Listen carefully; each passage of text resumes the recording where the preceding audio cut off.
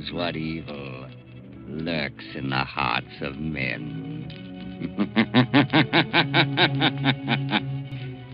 The shadow knows.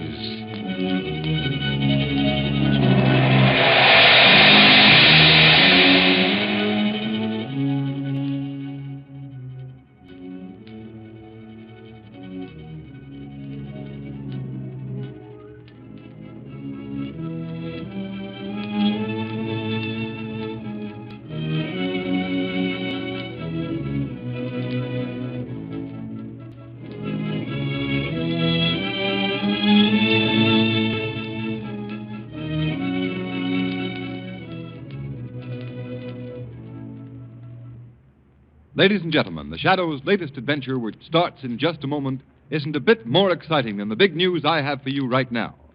It's all about a new kind of tire that's making motoring history.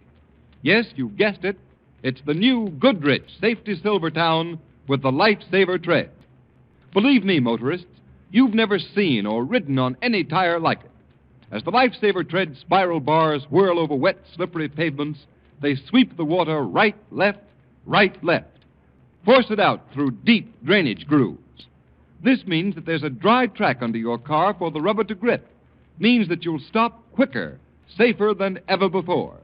Treat your family to real protection against dangerous skids. Make your next tires Goodrich, spelled Goodrich. Goodrich Safety Silvertown.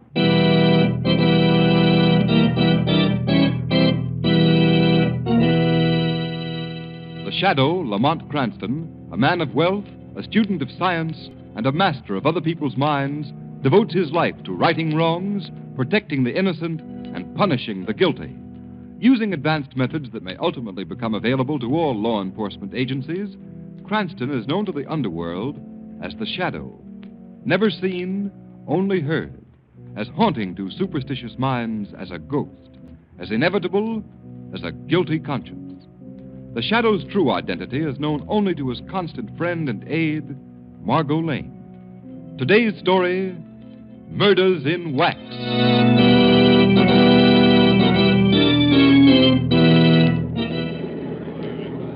Ladies and gentlemen, we invite you to step inside and view the illuminating and educational exhibits that are the features of our waxworks. See Bluebeard actually slaying his 8 wives. See Custer's last stand. See the capture of George Keegan, public enemy #1. And many other thrilling, lifelike tableaux. The price of admission is only 1 dime, 10 cents. Our lecture is just starting, and if you hurry, you'll be just in time to witness the complete show on the inside. Step right up now. How many, Brother Pete? 2, please. All right, how many have these? All right, thank you. How many ladies and gentlemen, if you'll just step over here to the next platform, I shall describe to you the details of the feature tableau of our exhibit. Say, they look like real people, don't they? Yeah, how do they make them? With wax. Gee. This tableau is a dramatic reenactment of the capture of George Keegan, the notorious gang chief of Prohibition Day. That's the fellow I was... He was arrested in the manner shown right here. No doubt you all recognize the figures of the brave men who personally led the police squad who made the capture.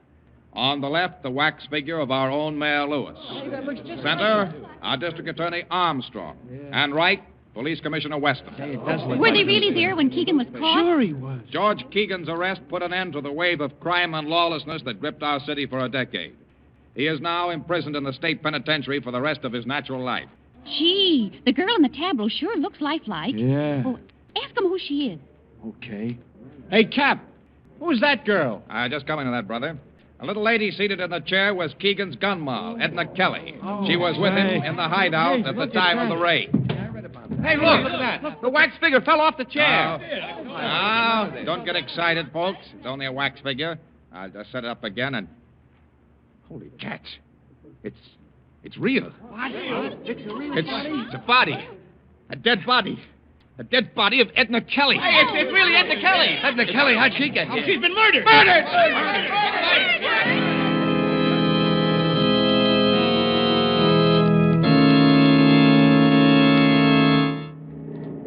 Extra! Gunther mysteriously murdered.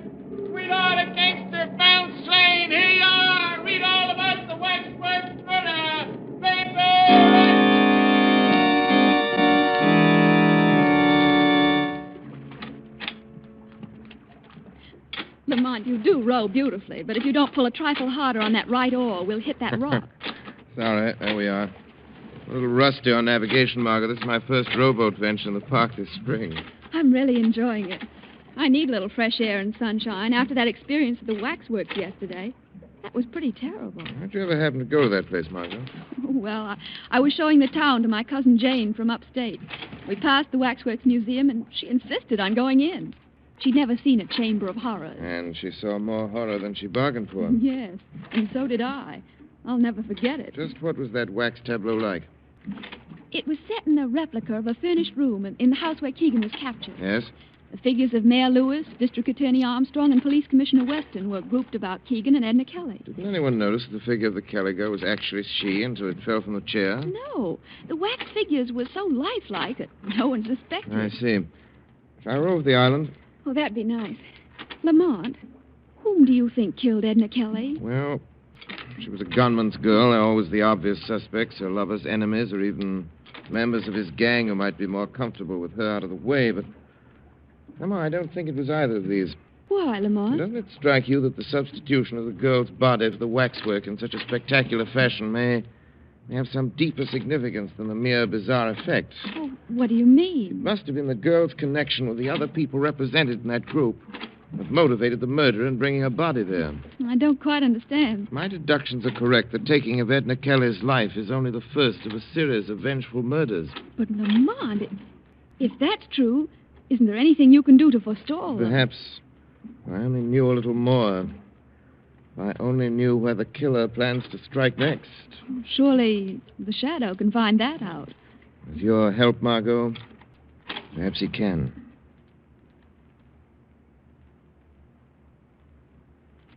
A fine bunch of detectives I've got in this department. You call yourselves a homicide squad? That's a laugh. But, Commissioner Weston, we've combed this city. Hogan, have you checked on the story of the museum proprietor? Commissioner, you talked to him yourself. Have you verified his statements? Yes, Chief, they're solid. The murderer entered the Waxworks Museum by a back door. It was found jimmied. After he put Edna Kelly's body in a tableau, he took the wax image of her outside and buried it under some trash in the alley. Did you go over the image for fingerprints, Cardona? Yeah, but we couldn't find anything. Tell him about the face. Oh, yeah, Commissioner. A funny thing, the face of the wax dummy had been slashed with a knife across the left cheek. Why didn't you tell me that before? You know what that means as well as I do. That's right. That's the mark of a squealer. Yeah, but it couldn't have been any mob stuff. The probation report shows that Edna Kelly's been going straight ever since Keegan was sent away. If you ask me, I think it was a lunatic that done it. Yeah. No sane guy had set a dead girl's body up for exhibition in that waxworks joint. No, it looks to me like one of them love things. Some guy carrying a torch for Kelly. And, You're both wrong. It was no lunatic that committed that murder. And Edna Kelly hasn't gone out with anyone since Keegan started his stretch. Then what, Chief? Edna Kelly was murdered for vengeance by someone who wanted to settle a score with her lover, George Keegan. Keegan can't be reached in the big house, so they take it out on the girl. And what about the mark of the squealer on the face of the wax figure? That ties right in. That was the murderer's way of telling Keegan what he thought of him. Keegan has saved his neck by squealing on a dozen guys. Say, that's right. Of course it's right. Cardona, first thing in the morning, I want you and Hogan to conduct a general roundup of every known enemy of George Keegan. That won't do any good, Commissioner. It's the Shadow. Where is he? Don't trouble to find him. Why are you here, Shadow? To aid you in capturing the murderer of Edna Kelly. What do you know about the case? I know that you shouldn't be wasting your men's time rounding up possible suspects while the real assassin is left free to strike his next blow. Now, see here, Shadow. Don't tell me how to run my department. Hold on, Weston. I have every reason to suspect that the placing of the Kelly girl's body in the wax tableau was intended as a warning of other deaths to follow. Other deaths? You think there's going to be more killings? Be quiet, Hogan. Tell me what you mean, Shadow. I mean that the other people represented in that wax tableau are in danger of being killed, too. And they're the mayor, the district attorney, and you yourself, Commissioner Weston. That sounds preposterous. Not at all. My advice is that you act quickly. One of you may be at this moment in imminent peril. Oh, come, Shadow. What possible motive could the murderer of the girl have for wishing to kill us as well? I think that you're... Excuse me. Hello? Mrs. Armstrong, the district attorney's wife, wants to talk to you. Put her on. Hello? Hello? Yes, Mrs. Armstrong.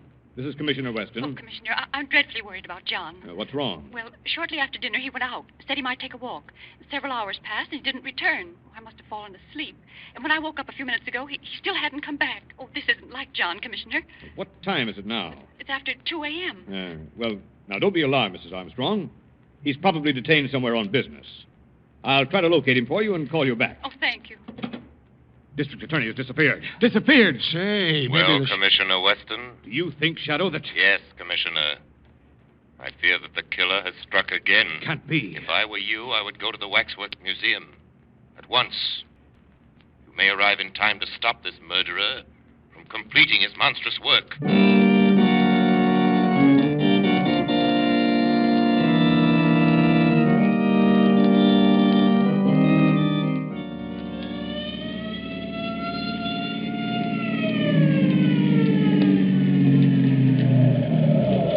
Well, here's the Wax Museum, Commissioner Weston. Sergeant, take some men around to guard the back door. Yes, sir. Cardona, has anyone any keys to this place? No, sir. We'll have to force a lock. All right, go to it. Okay. Let's go. I'll help you. Break it in. Kick it in there. All right. Come in. Okay, all right. There you go. All right, there she is. Now, where's the light switch? Never mind that. Use your flashlights. Okay. Hey, kind of scary in here, ain't it? Yeah, it gives you the creeps. Hey, what's that? Huh? Where? That guy over there. He's got a knife. Don't shoot, you fool. That's one of the wax dummies. Oh, Now, where is this Keegan tableau? it's right over here on the left. Oh. So that's it. Well, I guess nothing's happened yet, Chief. Doesn't look like anything's been disturbed. That's the wax dummy of District Attorney Armstrong sitting down in a chair. Sitting down? Hey, it seems to me his dummy was standing up the last time he was here. What? Give me a lift up on the platform, quick. Yeah. You think it may be that... I don't know. Flash the light over here. Good heavens. It's Armstrong. Is it really District Attorney Armstrong? Yes. Dead. Murdered. And he was brought here just like the shadow said he was. Yes. Just as I said, gentlemen. I'm sorry that I couldn't have warned you earlier. Who did this thing, Shadow? Do you know? Who did it? I'm not sure. With your cooperation, Commissioner Weston, together we may bring about his downfall. How? I am positive now that either you or Mayor Lewis is the next victim marked to go. Guard yourselves well. I'll attend to that, all right. You will hear from me soon, Commissioner. When the Shadow finds out who the killer is, he will be brought to justice.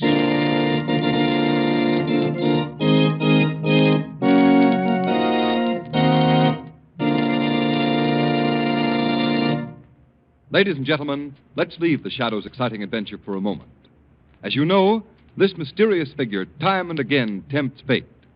But do you realize that unless the tires on your car give you real skid protection, you are tempting fate every time you drive on wet roads? Will you win or lose? Nobody knows. The Shadow knows. Thousands are killed or injured every year when cars slide, swerve, spin across wet, glistening roads. But why gamble with fate, motorists, when the new Goodrich Silvertown with its lifesaver tread offers you such marvelous skid protection? This new kind of tire takes care of the skid problem as it's never been taken care of before. Here's the evidence. From the largest independent testing laboratory in America, the famous Pittsburgh Testing Laboratory. Their impartial engineers tested the regular and premium price tires of the nation's 6 largest tire manufacturers. And did Goodrich Silvertowns come through with flying colors? Motorists, those impartial tests proved that no other tire tested, regardless of price, came up to the Silvertown in resistance to skid. And what's more, the new Silvertown gave more non-skid mileage than any tire tested in its price class. It averaged 19.1% more miles before the tires wore smooth. And that's the same as saying you'll get every 6th mile free. So when you think of greater safety for yourself and family, remember this impartial record of the Silvertown's amazing performance. Have your car equipped with the safest thing on wheels, the new Goodrich Safety Silvertown. Remember, you pay no price premium for this life-saving Silvertown.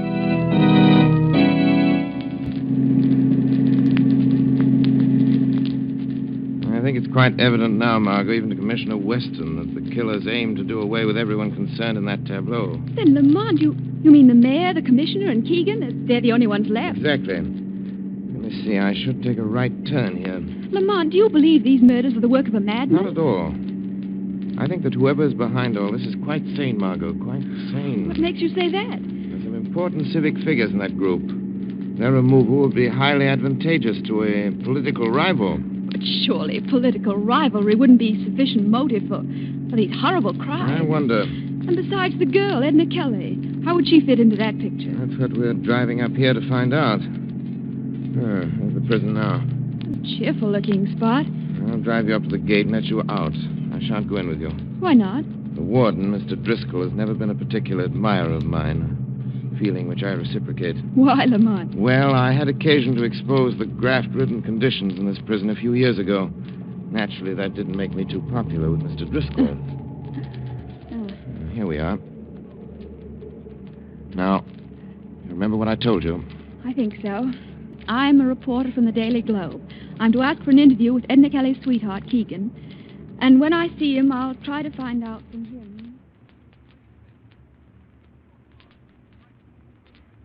Please tell me something, Mr. Keegan. The readers of the Daily Globe have sent us thousands of letters expressing their interest in your reaction to the tragic death of Miss Kelly.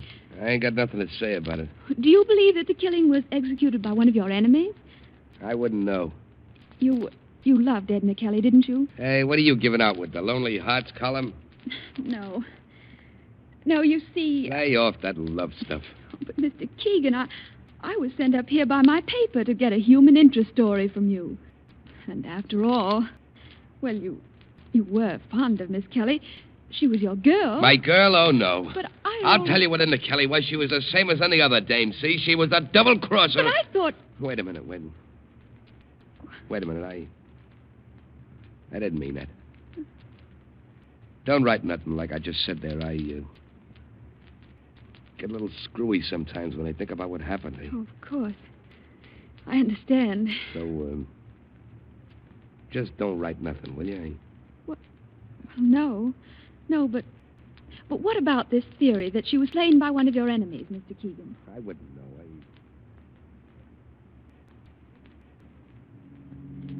I tell you, Lamont, he flared up so suddenly when I asked him if he really loved her. I was scared to death. He called her a double-crosser, eh? Yeah, but he regretted it the next second. He asked me to be sure and not write anything about it. It's most interesting, Margot, and thank you for your excellent work. But has what I told you helped you unravel any? Greatly. Well, what happens now? I think that there are many more interesting facts to be learned there at prison. Yes? This evening, the Shadow shall pay a call on his old friend, Warden Driscoll.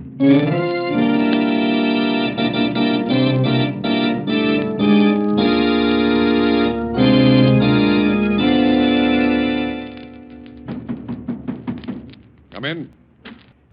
Can I see you for a minute, Warden? What's the trouble, Carrie? Well, it's about Keegan. Well, what about him? Well, I put him in solitary like you told me. Yes. That was this morning I done that. Hey, Carrie, what are you trying to tell me? Well, he ain't ate no food for the last 3 meals. So? So I was wondering if something should be done to make him eat.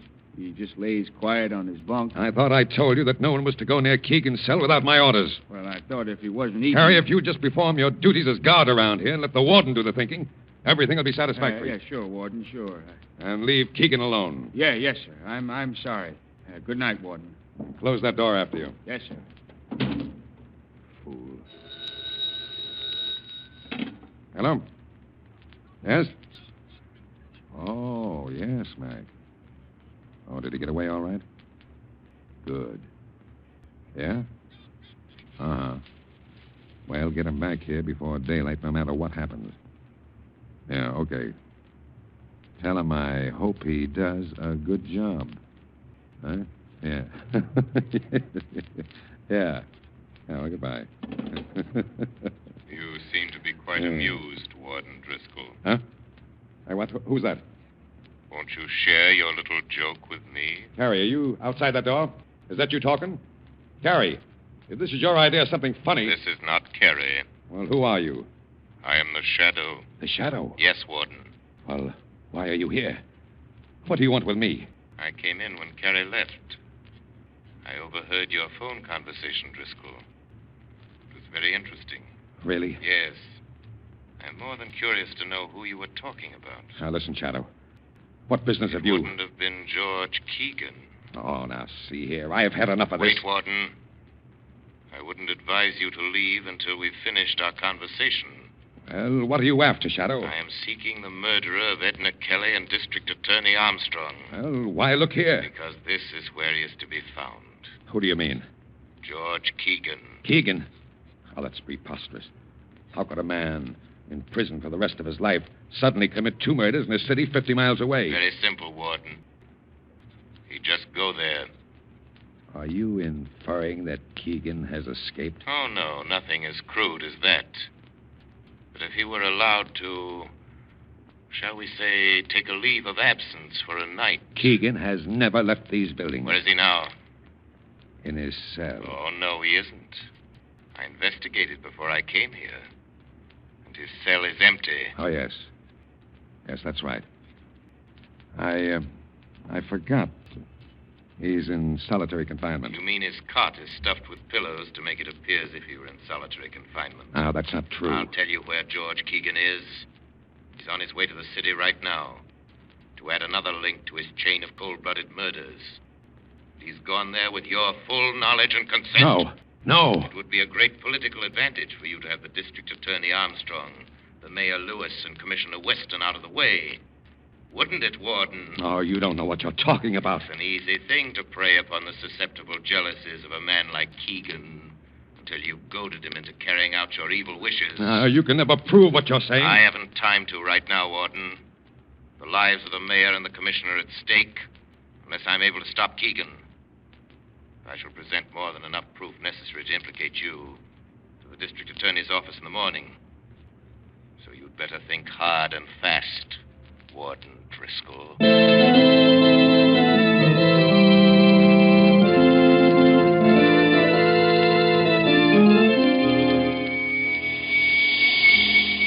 Margot Lane. Calling Margot Lane. Telephone Police Commissioner Weston immediately. There's no time to lose. Tell him that tonight both he and the mayor are in great danger.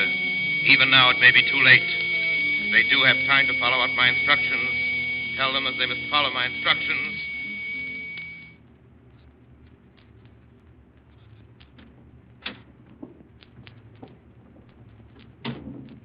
All right, Mr. Mayor. Stay sitting at that desk and keep your back to me. I got a gun here. Don't turn around. Just listen.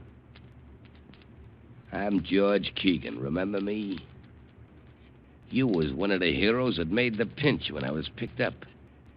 You must remember. Why, they even got a little statue of you and me down at the Wax Museum. Now do you know? You'd better know, Mr. Mayor. Because I'm sending you down personally to take that statue's place. Well, why don't you say something? Are you scared to talk? Where's all that fancy gab that you hand out at banquets and meetings? Come on, speak up. Come on, what's the matter with you? Speak up, will you? All right, then you get yours just the same.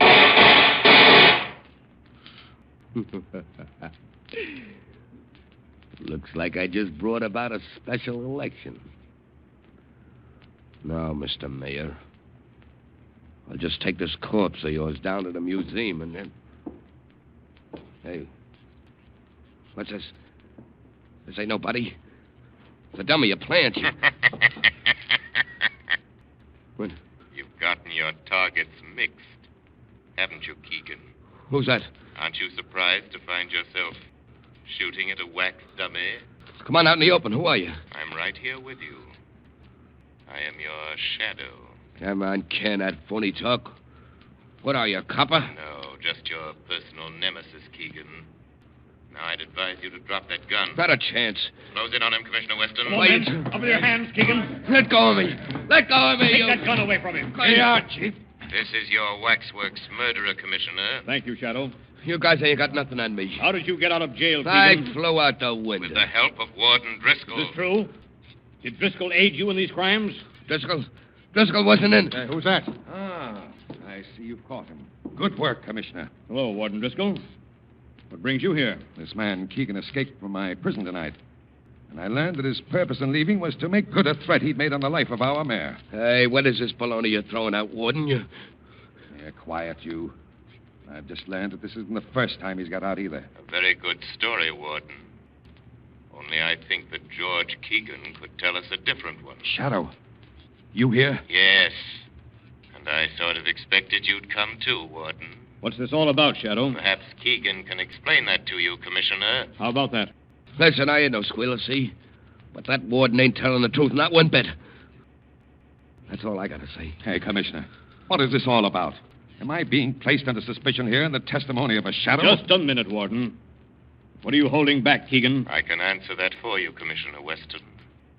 Keegan is shielding the warden as the real instigator of the Waxworks murder. That's a lie. He wanted you all out of the way, Commissioner, so he employed Keegan as his instrument of murder. Don't listen to him. Go on, Shadow. But first, he had to give Keegan sufficient incentive to perform these crimes, so he went to work on his emotions, his jealousy. How? He told Keegan that his girl Edna Kelly had been double-crossing him, right along. Keegan, this was a lie. Huh? What, you mean she was on a level? Absolutely, Keegan. Why, Driscoll, you dirty... Hey, look out, he's got another gun. Hey, don't. Go on. Go on, roll in pain. Just like Edna done before she died. That's right. Try to talk. That's what she done, too. And I laughed at her. I laughed at her. Laughed at her, that's what I did. Take him away. Laughed at her. Driscoll is dead, Commissioner. Well, perhaps that's for the best. Oh, Shadow. Are you still there? Yes, Commissioner. I want to thank you heartily for this night's work. I seek no credit, Commissioner. However, I have a suggestion for you. What's that? If the Wax Museum decides to create a new tableau depicting this present event, it might be wise for you to arrange to be excluded from it. It gives people ideas.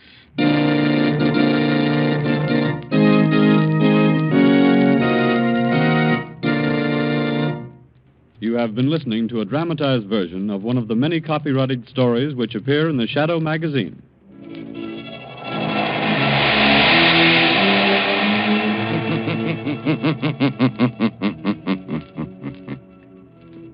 The weed of crime bears bitter fruit. Crime does not pay. The Shadow knows. All the characters and all the places named are fictitious. Any similarity to persons living or dead is purely coincidental.